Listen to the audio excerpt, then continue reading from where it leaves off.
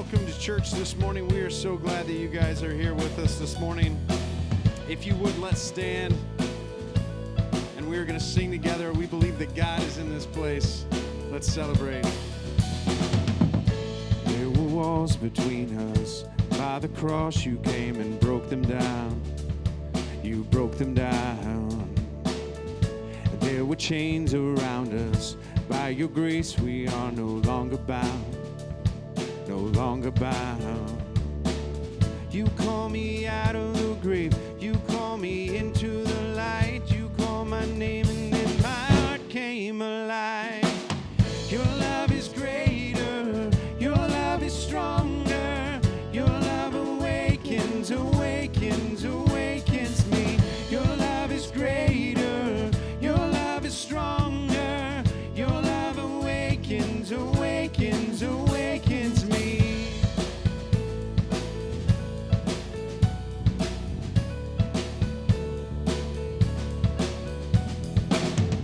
Feel the darkness shaking.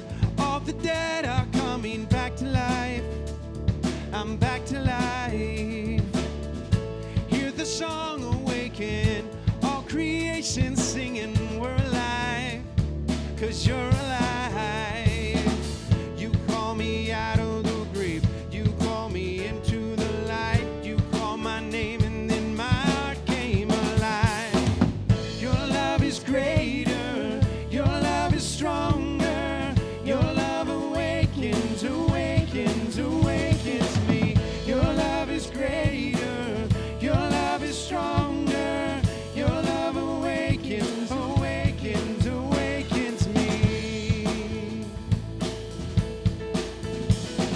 And what a love we found. Death can't hold us down. We shouted out, we're alive, 'cause you're alive. And what a love we found. Death can't hold us down. We shouted out, we're alive, 'cause you're alive. And what a love we found. Death can't hold us down. We shouted out, we're alive, 'cause you're alive.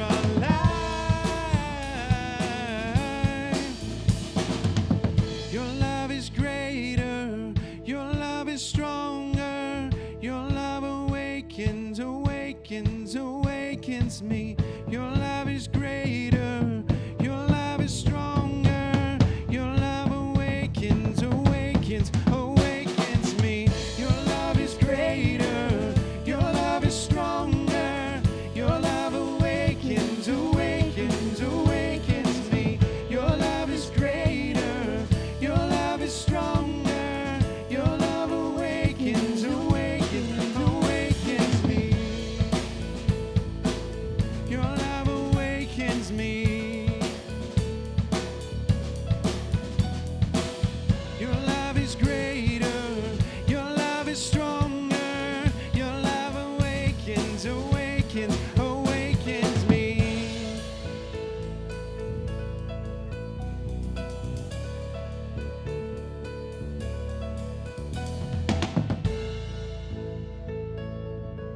Amen. I don't know if you guys are awake yet, but if you're not, we're going to continue just to have a moment kind of to celebrate all the things that it is that God's doing in each one of our lives.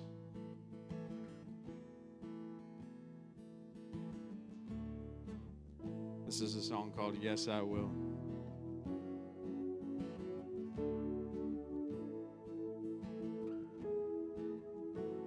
I count on one thing. The same God that never fails will not fail me now. You won't fail me now in the waiting. The same God who's never late is working all things out. You're working all things out. Oh yes, I will lift you high in the lowest valley. Yes, I will bless your name. Oh yes, I will sing for joy when my heart is heavy all my days. Oh yes, I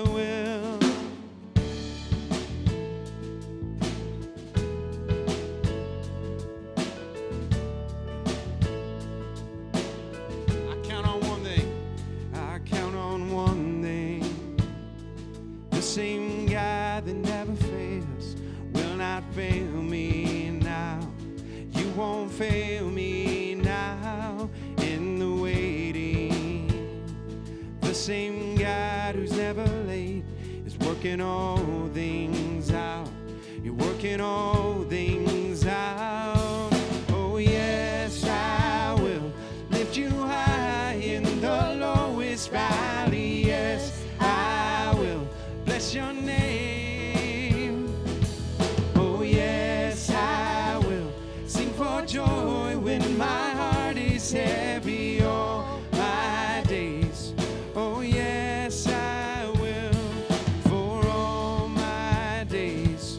Oh yes, I will, and I choose to praise, to glorify, glorify the name of all names, and nothing can stand against. And I choose to praise, to glorify, glorify the name of all names, and nothing can stand against. Come on, church, and choose to praise, to glorify, glorify the name of all names, and nothing can stand against. And I choose to praise, to glorify, glorify the name of all names, and nothing can stand against. Oh yes, I will, and yes, I will lift you high in the lowest valley. Yes, I will bless your name. Oh yes, I will sing for joy when my heart is heavy all my days. Oh yes, I will for all my days. Oh yes, I will for all my days. Oh yes, I will.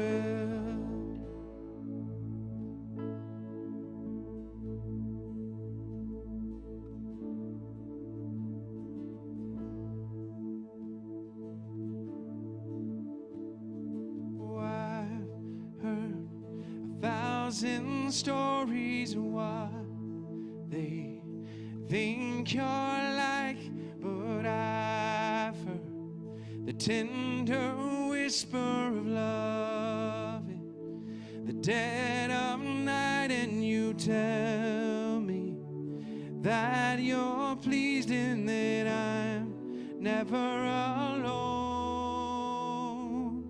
You're a good, good Father. It's who you are. It's who you are. It's who you are, and I'm loved by you. It's who I am. It's who I am. It's who I am. Oh, and I've seen many searching for answers far and wide, but I know they're all searching for answers only you provide, 'cause you know just what we need before we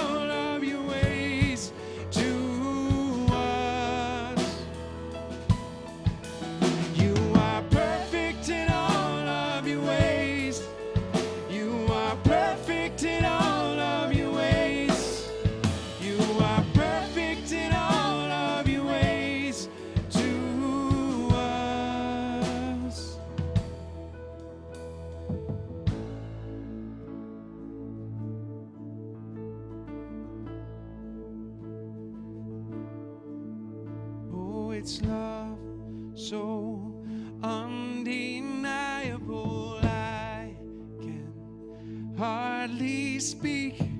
Peace so unexplainable. I can hardly think as you call me.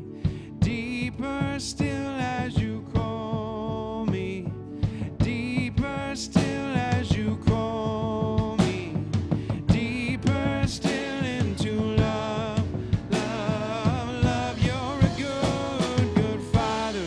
It's who you are. It's who you are.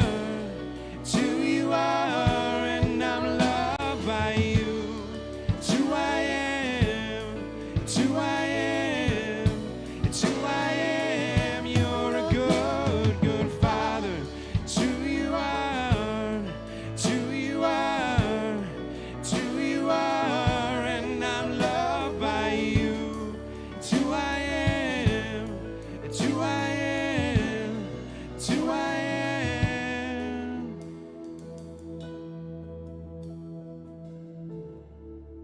Will you pray with me? Dear God, we just worship you in this moment. We just lift up your name. We say that you're a good Father. And maybe, God, some of us don't really have an understanding of that analogy. Maybe some of us didn't grow up in the best environments, or we have had a tragic relationship in our lives. God, we know that you love us more than any relationship that we can imagine.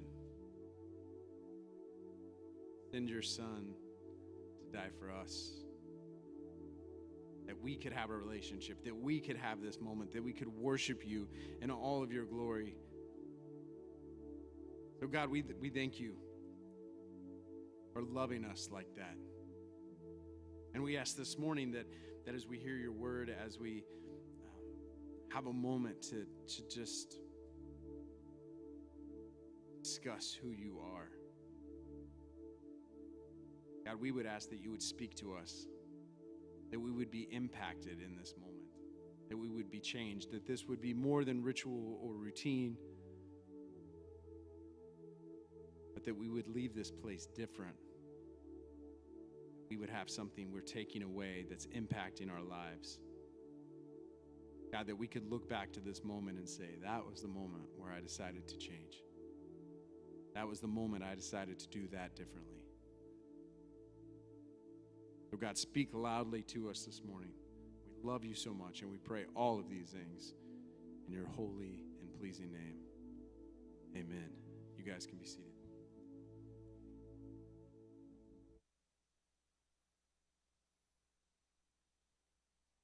Parenting is tough.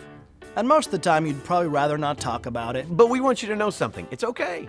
We can talk. On the day your child was born, if you searched frantically around the hospital for any type of brochure that talked about how to raise your child, we can talk. Right? Babies should come with an owner's manual. Right, there's the whole what to expect when you're expecting. How about what to expect when you bring the child home because you are so scared you're going to mess it all up, and this is your bundle of joy and you just want to do everything right type book.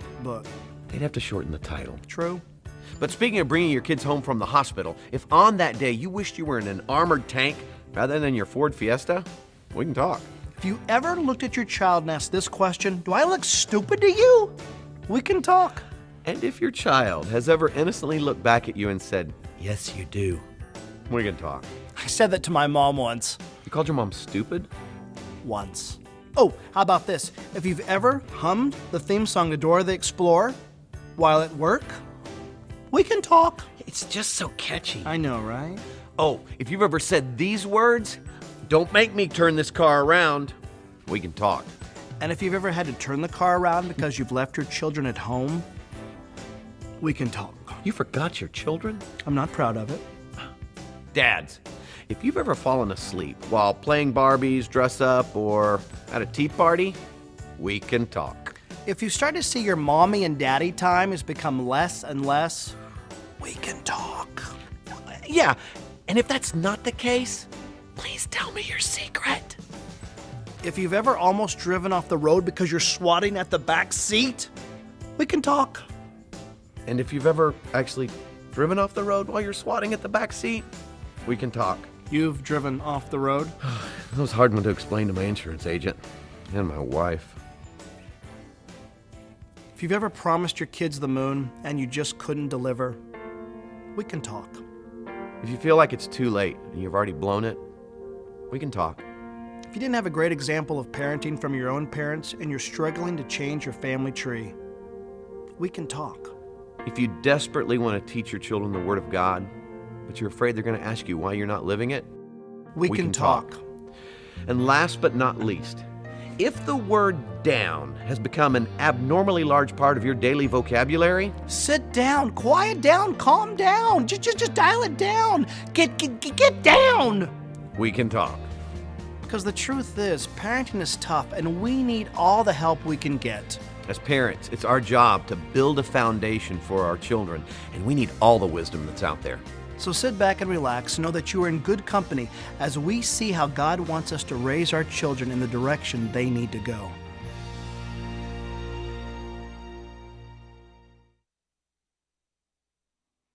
Good morning.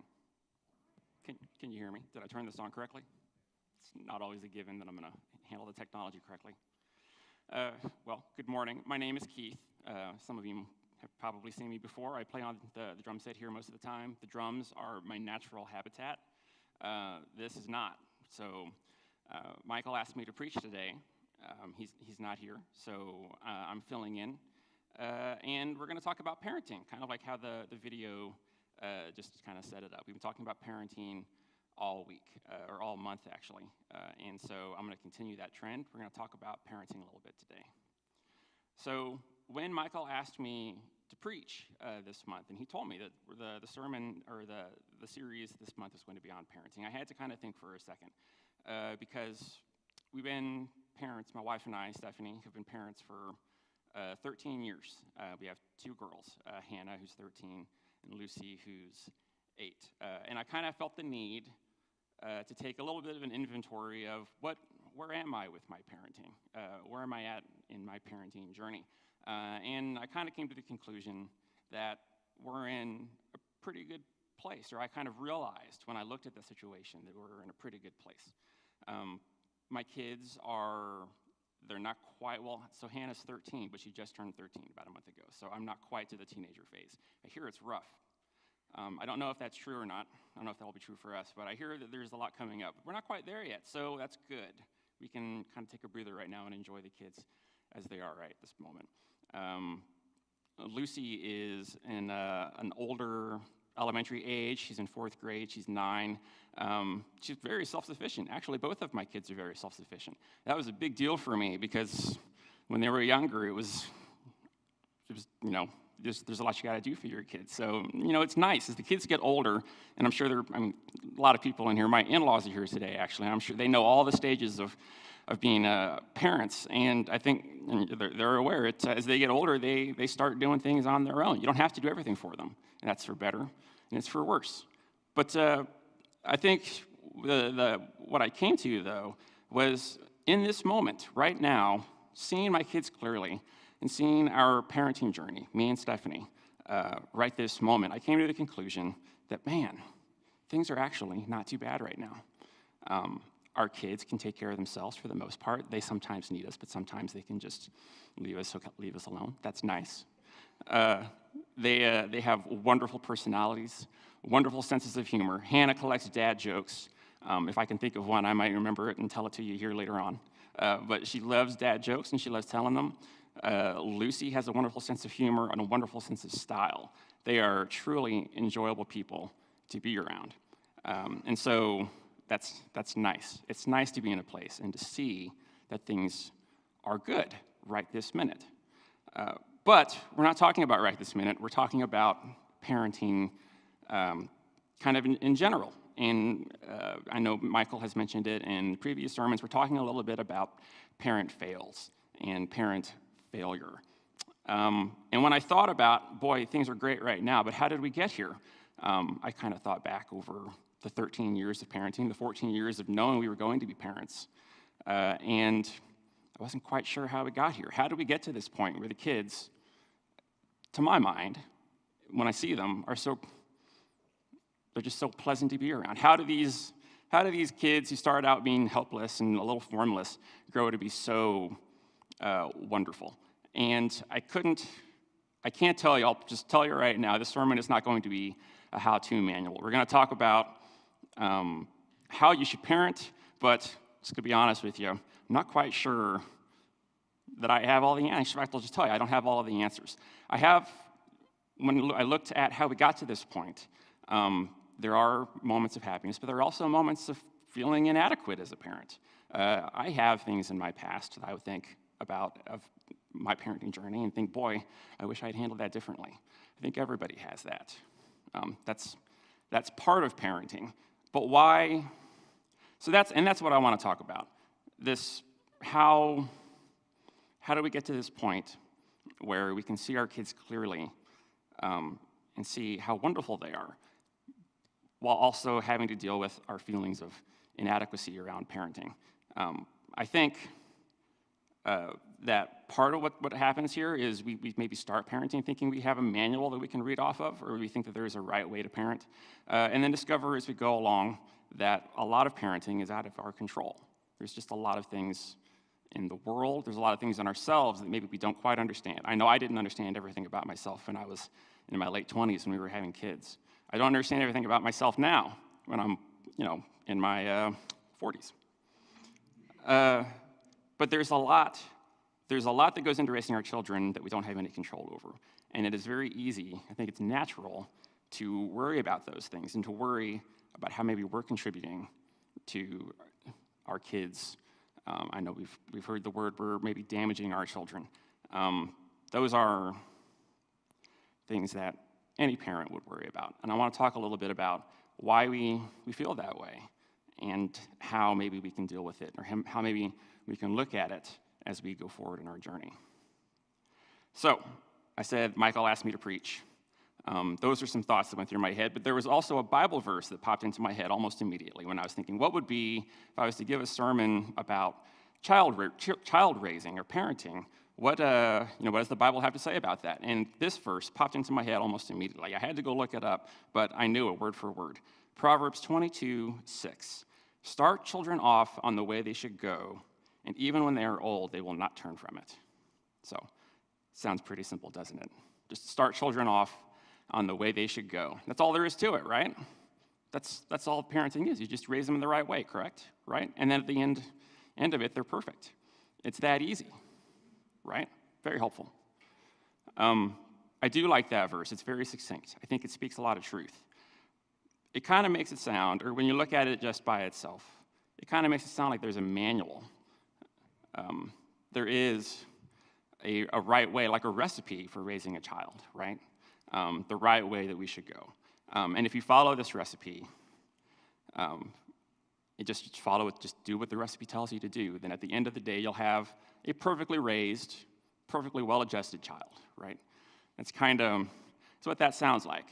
And I think we all know, those of us who are parents, those of us who had parents, those of us who go to a bookstore or listen to the radio, there are, in fact, a lot of manuals out there for how to raise a child. There's a lot of how-tos, a lot of instructions on how a kid should be raised. I think every parent you talk to probably has their own idea of how to raise a child. I bring all that up because I can tell you, Steph and I absolutely had ideas about how we were going to raise our kids. So go back for a bit to our late 20s. We don't have children, but we know we're about to, and we've been married for a while. We have kind of a vision. We've seen other parents with their kids, and we kind of have an idea of how we want to parent. So what was our idea of how to raise a child? Well, we had one big one. We did not want to be busy while we were raising our kids. We did not want to have something every night. We had heard about parents. We had seen parents who, for whatever reason, had booked up their children every night of the week with extracurricular activities, with schoolwork, with homework. There was a lot. We had seen this kind of an arms race with parents having their kids be busy all the time for whatever reason. I think it probably had to do with college, getting your kid into college, making sure that they're going to get into that college of choice. But we didn't want to be that way. We didn't really want to run that race. So that was one thing. We're not going to be busy every night. I wanted our kids to have good taste. I am a musician, or rather, I'm a drummer who sits close to musicians, but I like listening to music. And I was an English major in college, so I have opinions when it comes to books. I have opinions about what are the right books to read, what is the right music to listen to. I definitely have a sense of style when it comes to what's the good music and what's the bad music. And I had an idea in my head that the kids, they were going to like what I like. They were going to like my music. They were going to like the movies that I like to watch. And that's what we're going to do. That's all we're going to do on Friday night is just listen to Dad's music and watch Dad's movies, right? That's how it's going to be. I think most importantly, we had this sense, Steph and I did, that we wanted to be able to impart our wisdom to our kids. We wanted to tell them how life works and explain that to them and give them the instructions that we thought they would need to get through life, to handle situations correctly, and we wanted them to listen to us. We wanted them to to take our advice. Every parent, I think, wants that. So those are just, there was others. There are smaller things that we wanted as well. There were tactical decisions that we made. My wife's a teacher.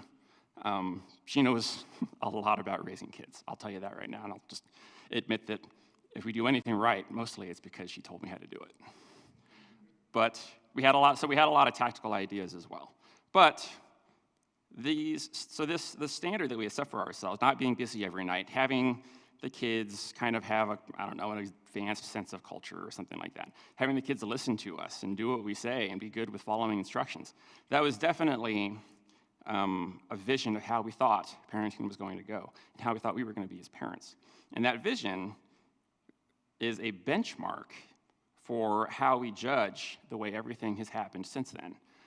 When our parenting life actually started to happen, we had this idea of how things needed to go, how things needed to be, and so when things didn't go that way, we started to think that maybe we were failing at being parents because things did not go at all the way I thought they were going to go. Parenting is not like that. It's not where you just have a child and then over time they slowly become little adult versions of yourself, which is kind of what we wanted, right? I don't think we actually wanted that. When we were in our 20s, I think maybe we thought, we want an easy kid. But it's not. The kids are difficult. Kids have their own ideas. The world has its own idea of how parenting is going to go. Reality is different from what you think it's going to be in your head. So how did these things turn out? Are we not busy every night? Did we get that rest that we thought we were going to get? Well, like I said, we're in that prime elementary and middle school age when our kids start to figure out what it is they want to do with their lives. And I got to tell you, we're busy every night. We don't have time. We have something on Monday, Tuesday, Wednesday, Thursday, sometimes Friday, sometimes on the weekends. Lucy's into ballet, so that's one night a week. She's also into piano. That's another night a week. Hannah does taekwondo. Both kids and trumpet lessons. And both kids are in musicals right now. Hannah is in her school musical at Brittany Hill. So we have musical practice that we have to be in the car rider line for every day after work some weeks. Lucy's going to be in the Nutcracker here soon. That means practices on Saturday, in addition to the ballet practice on Wednesday. So no, we don't have time off. We are absolutely busy. And that's on top of all the other things that go into being an adult, right? All that extracurricular activity happens along with work, happens along with school, happens along with chores and homework and cooking and the dishes that come from the cooking. We are busy. I think any parent could probably say, boy, I didn't want to be this busy, but I sure am. How did that happen? Now, do the kids like what I like? Do they like my music? No, they don't. Sometimes they do, and I'll admit to a couple of wins here. Hannah likes Star Wars, and we are loving this new Andor on Disney+. So if you don't have Disney+, you should get it and watch Andor because it's fantastic. But Hannah and I love Star Wars together. That's great. Lucy and I sometimes like the same music. I've actually managed to get her to like some of the bands that I like, and so that is a great thing that the two of us get to share. Listening to music that only her and I enjoy while everybody else in the house goes and does something different. It's enjoyable, but that cultural exchange is going both ways. I listen to a lot of Disney music in my life. When I'm driving the kids to all of these things that we need to go to, we're just listening to Frozen. We're listening to Encanto. I have to care about Bruno, even though I kind of don't. A lot of Disney princesses in my life. A lot of Taylor Swift. I didn't think I was going to have so many opinions about Taylor Swift when I was younger and be so versed in her catalog, but I am. I'm actually, you know what, she's actually not too bad, just to be honest. But that didn't quite go the way I intended it to. Do the kids listen to us? Should they listen to us? This is an interesting one because I felt in my pre-child days that I would have answers for my kids when they had questions, that I would have an idea of how they should be raised and that I would successfully raise them that way. But I don't know. I'll give you some examples here because I just tell you it didn't work out the way it did. It's very difficult when your child comes to you, and maybe some of you can relate, when your child comes to you and says, can I be on the phone? Can I get on the TV? We'll use the phone as an example. Can I play with the phone? And you think the answer is no. You should say no. We've had enough screen time today. We're not going to do that. But you can't say that because when she asked you, can I play on the phone? I was myself looking at my phone and scrolling through who knows what, social media, some ridiculous news site that I shouldn't have been looking at. It's difficult to tell the kids that they can't go have that bag of chips, that second bag of chips, you might even say, in the kitchen for their snack because you already ate that bag of chips earlier today. It's difficult to tell the kids not to worry, not to be afraid when there are things in life that you are afraid of. And when that fear sometimes comes through, that worry sometimes comes through. So we had an idea of how we were going to raise our kids, but it didn't turn out that way. So parenting is difficult. And like I said, there is much in parenting that happens that we didn't plan for. There are influences that we can't really control.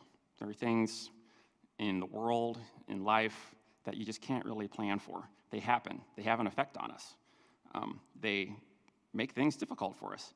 I think one of the other things that makes it difficult, and I alluded to it just here a second ago, is we go back to that verse, raise a child in the way they should go. We have an idea of how we should raise a child, but when the time comes to actually raise that child, we're not always looking at our manual, whatever that manual may be.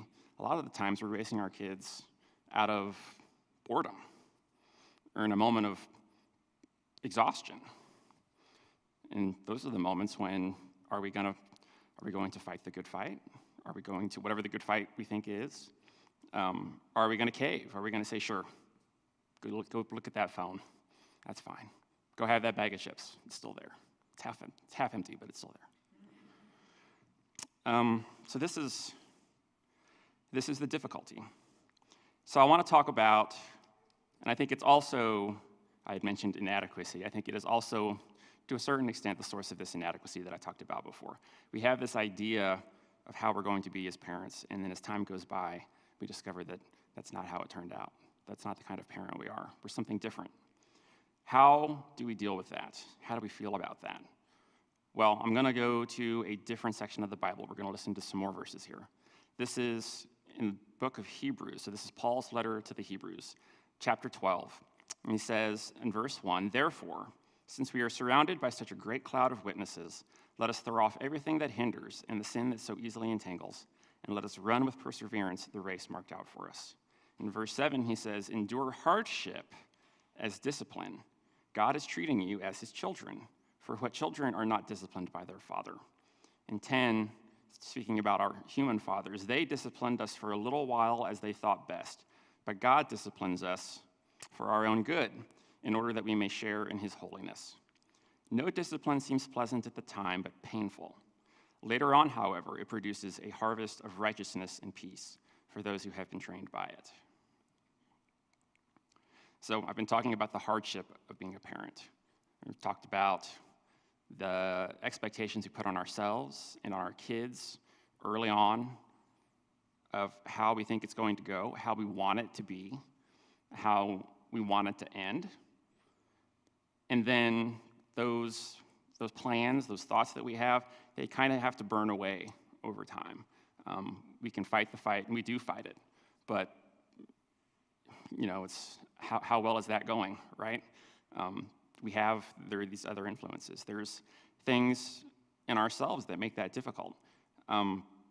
So the hardship, I'm going to go back to verse 7. Endure hardship as discipline. God is treating you as his children, for what children are not disciplined by their father. When I read this, and I think about it in the context of parenting, the hardship of parenting, like I said, is that fantasy idea of how we thought we were going to be as parents, and the difficulty we have trying to meet that standard that we set for ourselves in the craziness and the messiness of life. I think when we compare our children to our fantasy of how they should be or how we should be as parents, they suffer, and then we suffer as well. I think we make things difficult for ourselves. I think this is the hardship. I think when we talk about parenting failures, a lot of the time, this is where our thoughts regarding our failures as parents come from. And as long as we continue to struggle against these things, then that suffering is going to continue. That, when I think about the hardship in that verse, that's, to me, what's going on there. The discipline. Endure hardship as discipline. What does that mean? Or how would I construe that using this paradigm that I've set up for you? Well, the discipline to me is we have to kind of let these things go. We have to let this previous version of how we thought we were going to be as parents go. And we have to see, kind of like I described at the very beginning of this message, we need to see our children as they are and see ourselves as we are. I think this is the discipline. This is what the hardship of parenting, the melting away of our ideas of how parenting should be, does for us. When that falls away, we only see things for what they are. We see them in the present moment, and we're able to see that they're beautiful, that there's actually a lot of good things going on right now, kind of like I described at the beginning. I'm going to use an example from my life. You can call this a parenting fail, call it a parenting win. I don't know, I think maybe I'm done with talking about parenting fails and wins at this point. I just want to describe a situation. We are busy all the time. I think all of us can probably agree. Parenting is a busy time. There's a lot going on. It's difficult to be that busy all the time as a person. It's difficult to always feel like you are going somewhere else, like you are on your way to the next thing. You're in between things. It's difficult to think about what's not happening because you're busy running from one activity to the next. I think it can feel sometimes as if, or I'll just say this is how I feel sometimes. I occasionally feel like all this time spent in the car, all this time spent waiting for something to happen, this time spent washing the dishes, or really this time spent in my 40s just trying to keep life going for myself and my wife and my kids, and my wife is working at it too. It can feel like your life is slipping away a little bit. Does that ring a bell? Does that feel like something where you thought, you know what, I didn't mean to do this in my 40s. I had other ideas of how my life was going to go. I had other ideas of how my kids were going to be. But that's not what's happening. This other thing is happening. This other life is occurring. When am I going to get to this fantasy life that I had? When are all these things I really wanted to do going to happen?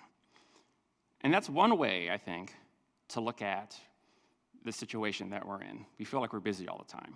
We feel like the busyness is in the way of something that we would rather be doing. So there's another way to look at it. We can kind of let that go.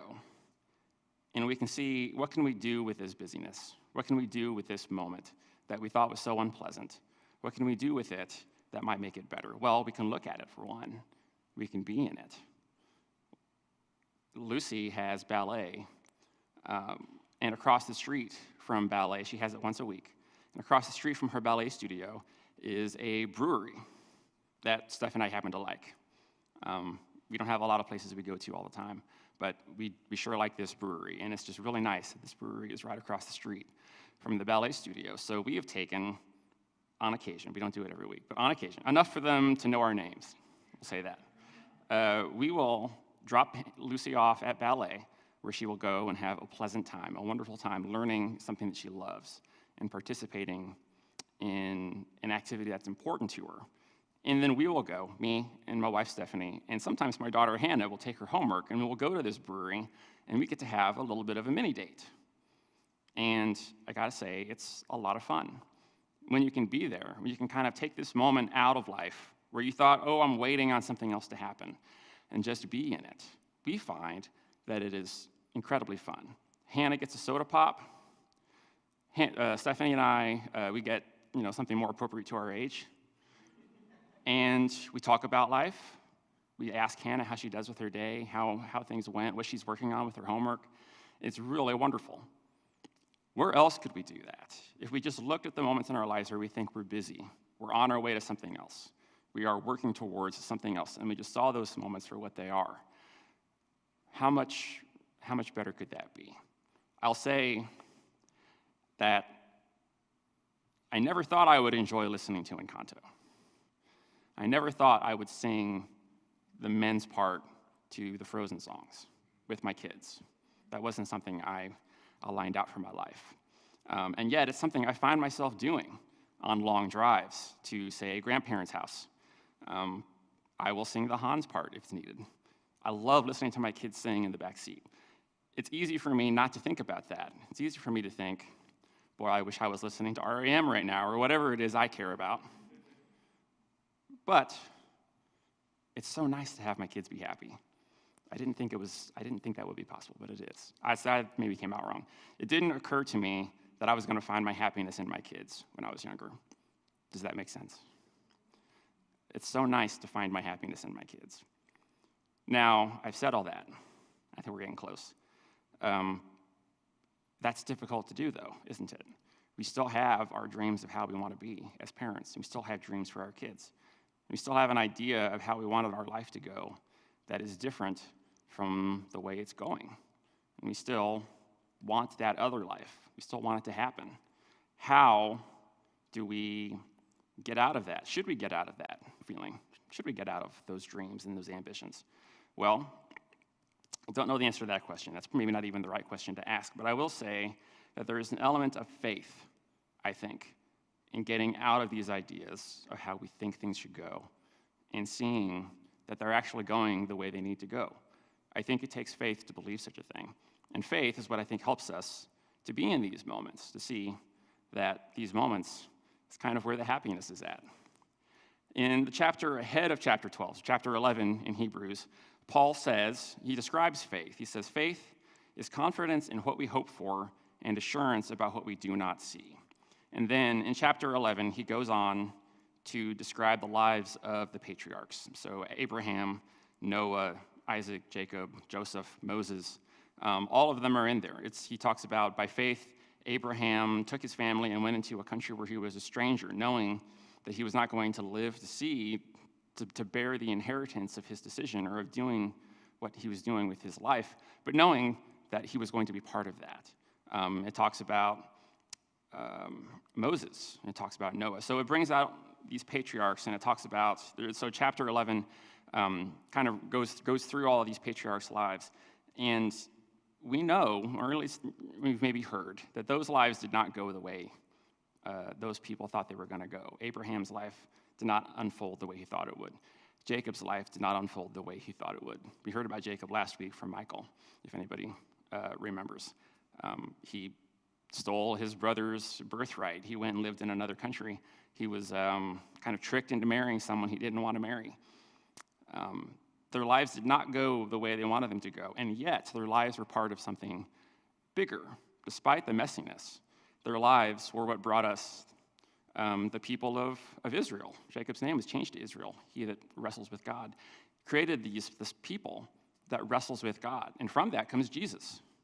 Something really big, something that Abraham and Jacob did not live to see, but also something really beautiful, something that is really important to us now, living so many thousands of years later.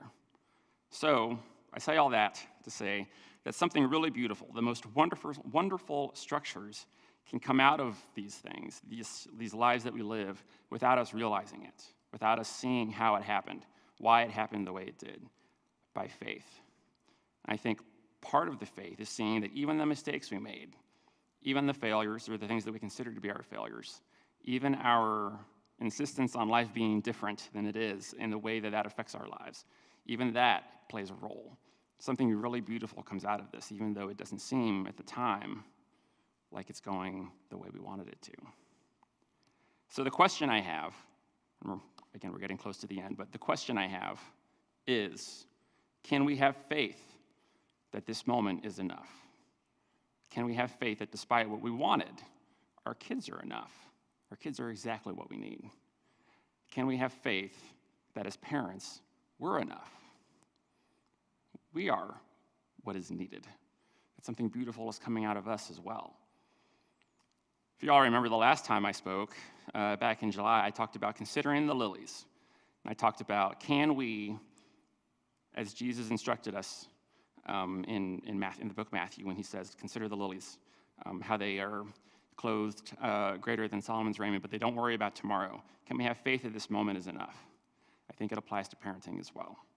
Can we have faith that our kids are enough? Can we have faith that we are enough? So I'm going to get close to the end here. I want to have a quote here, or read a quote here from Khalil Gibran. He's a Lebanese poet from the 20th century. He wrote a book called The Prophet. And in this book, he spoke a little bit about children and kind of our place, our relationship to them. And because she's here, I'm going to say this is my mother-in-law's idea. She presented this book to me. It was excellent. Loved it. So this quote really spoke to me. I'm going to read it here. It's Khalil Gibran. Your children are not your children. They are the sons and daughters of life's longing for itself. They come through you, but not from you. And though they are with you, yet they belong not to you. You may give them your love, but not your thoughts, for they have their own thoughts, kind of like I was saying. You may house their bodies, but not their souls, for their souls dwell in the house of tomorrow, which you cannot visit, not even in your dreams. You may strive to be like them, but seek not to make them like you, for life goes not backward, nor tarries with yesterday. So I want to say it's okay to have standards. So we, of course, all have ideas of how we want to raise our kids. And I think those are probably good ideas. Ooh, what did I step on? It's okay to have dreams for our kids. I think the dreams are appropriate. It's okay to have dreams for ourselves. But what I will say, I think what I'm trying to say is that how we get those dreams, how we manage those standards or achieve those standards, they become more, the how to do that becomes apparent now in the present moment. It's not something that exists in our dreams of how things should have been. But the next step towards those standards is right here in the present moment with our kids, like I was describing earlier. Thich Nhat Hanh says a child is a bell of mindfulness. They are something that brings us back to the present moment. A child's smile is a beautiful thing. He said that too. I think it's a struggle to see that. I think it's a struggle to see our kids the way they are. I think it's a struggle to see ourselves and love ourselves as we are. But that's okay. There will always be moments of frustration. I think it's natural for us to feel as if we're failing. That's okay too. That's also part of the thing. But I think it's more important to see that there are also moments of joy, moments of righteousness and peace, like Paul says. There is a righteousness and peace that comes from the discipline that is born out of the hardship, in this case, of parenting. We need only to look for it and to see it. I'm going to end by saying that the great discipline of raising our children is to see them as they are and not as we wish they would be. I'm going to go ahead and ask the band to come on up, and I'm going to pray real quick. So if you would please bow your heads. Dear Lord, thank you for this day. Thank you for this opportunity to be present with each other here, to hear your word. Help us to see that these moments in our lives are important, that they are beautiful, and help us to appreciate them. Help us to see and love our kids. Help us to see that they and we are enough. Help us to go from here in peace and righteousness that comes from knowing, even though we didn't plan this life, it is still beautiful. It is still enough. We pray these things in your name. Amen.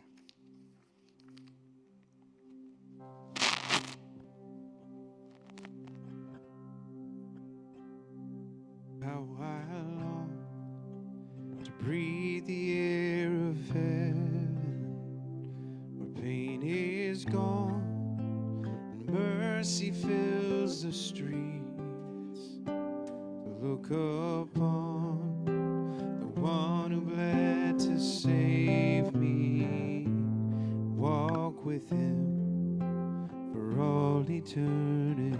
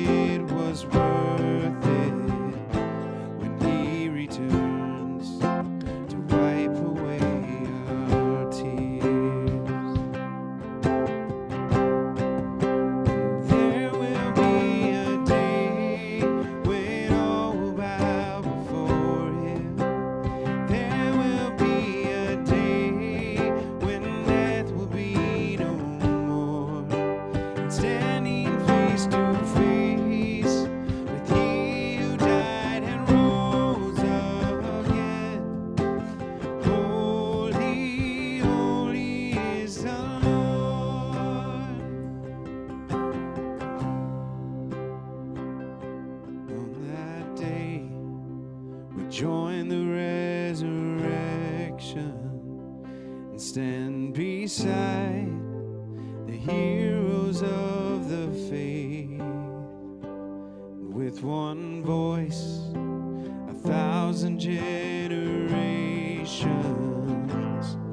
sing, worthy is the Lamb who was slain. And on that day, we join the and stand beside the heroes of the faith, and with one voice, 1,000 generations